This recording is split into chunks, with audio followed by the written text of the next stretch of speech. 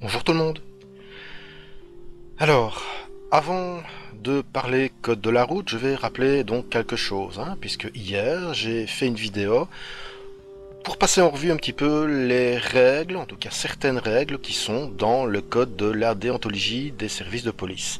Ça me semblait important de le rappeler pour remettre un peu dans le contexte, vu qu'il y a plein de choses qui sont dites dans tous les sens sur ce thème-là, à savoir que il y en a qui défendent le fait que puisque le jeune de 11 ans n'a pas obtempéré, voilà, il a fui, ah bah c'est normal, voilà, c'est normal, il fallait qu'il s'y attende de se faire tuer.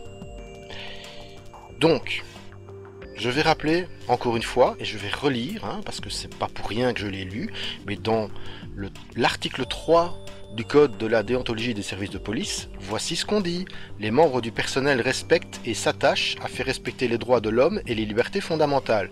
Donc là après je suis passé directement aux droits de l'homme parce que je pensais que c'était limpide, mais on va continuer à lire ici. Les fonctionnaires de police contribuent en tout temps et en toutes circonstances à la protection des personnes et à l'assistance que ces dernières sont en droit d'attendre, ainsi que, lorsque les circonstances l'exigent, au respect de la loi et au maintien de l'ordre public. La protection des personnes. Ok? Je sais pas. Je dois encore le répéter pour que ce soit vraiment clair. Je pense que j'ai besoin de rien dire d'autre normalement. En d'autres termes, même si les policiers poursuivent quelqu'un, la priorité, c'est la protection des personnes. Et si la personne qu'ils poursuivent ne met en danger personne, il n'y a aucune raison de prendre des risques inconsidérés.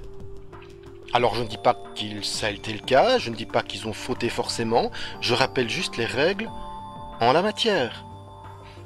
Mais en tout cas, en tout état de cause, les faits sont qu'il y a eu un enfant de 11 ans qui s'est fait tuer dans une opération policière. Voilà. Maintenant, c'est à la justice et à l'enquête de déterminer si effectivement il y a eu faute ou pas. Moi, je rappelle juste ce qu'il en est ici. Maintenant, on va parler code de la route. La question étant, est-ce que ce jeune avait le droit ou pas de circuler avec une trottinette électrique dans le parc? Il faut déjà savoir ce qu'il en est, quelle est la définition de la trottinette électrique dans le code de la route. C'est repris dans le terme engin de déplacement. Allez, je vous lis l'article. Soit un engin de déplacement non motorisé, c'est-à-dire tout véhicule qui ne répond pas à la définition de cycle, qui est propulsé par la force musculaire, de son ou de ses occupants et qui n'est pas pourvu d'un moteur.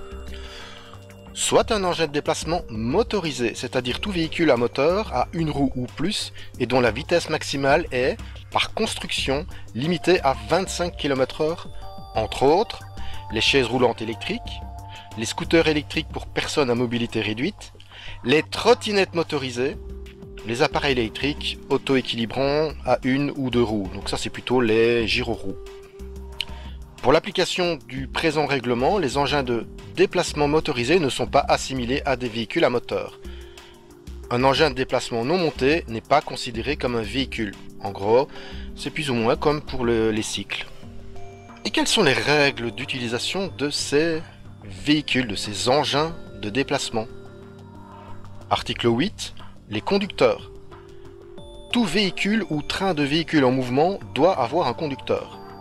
Il en est de même pour les animaux de trait, de char ou de monture et des bestiaux, isolés ou en troupeau. Voici ce qui nous intéresse vraiment maintenant. Sans préjudice des âges prescrits par l'arrêté royal du 23 mars 1998, ou 98 pour les Français, relatif au permis de conduire pour la délivrance des permis de conduire, l'âge minimal requis est fixé à 2 points, et là on a tout un éventail d'exemples et de cas, entre autres pour la voiture, mais je suis allé directement à ce qui nous intéresse, nous. 16 ans pour les conducteurs d'engins de déplacement motorisés, sauf dans les zones résidentielles et les zones de rencontre, sur les chemins réservés visés aux articles 22 quinquies et 22 octises, dans les zones piétonnes, conformément à l'article 22 sexis 1, alinéa 2 et 2e, dans les rues réservées aux jeux, pour les personnes à mobilité réduite qui utilisent ces engins de déplacement motorisés qui leur sont exclusivement destinés. Donc il y a des restrictions. Il n'y a pas une limite, c'est pas 16 ans, point. Non, non, non, non, non. C'est 16 ans pour les conducteurs d'engins de déplacement motorisé, sauf il y a des cas où on n'a pas besoin d'avoir 16 ans pour conduire un engin de déplacement motorisé. Et c'est détaillé ici. Et la question, c'est de savoir si le parc Elisabeth, le lieu où a eu le drame, est repris dans ces exceptions. Eh bien, c'est difficile à déterminer. Donc, je me suis rendu sur le site Google Maps pour pouvoir voir les accès du parc Elisabeth, voir un petit peu ce qu'il en est, voir s'il y avait des panneaux restrictifs, s'il y avait des panneaux qui disaient que c'est une zone piétonne ou autre, ou c'était bien effectivement un endroit déterminé par exemple, l'article 22 quinquise ou un autre. C'est très difficile, on n'a rien, en fait, il n'y a rien du tout, en se promenant tout autour. Par contre, ici, on voit manifestement qu'il y a vraiment un accès, mais pour les véhicules, en fait, c'est un accès bien large. On peut voir qu'il y a un céder le passage dans l'autre sens, donc pour quand on sort du parc, on voit le marquage au sol et on voit un panneau, on le voit à l'envers, mais on voit qu'il y a un panneau céder le passage. Donc manifestement, les véhicules, genre cycle ou autres, sont autorisés à rouler dans cette zone-là. Et j'ai essayé de voir et de trouver, en faisant le tour, s'il n'y avait pas un panneau qui pouvait nous aiguiller. Et en cherchant, j'ai fini par trouver quelque chose.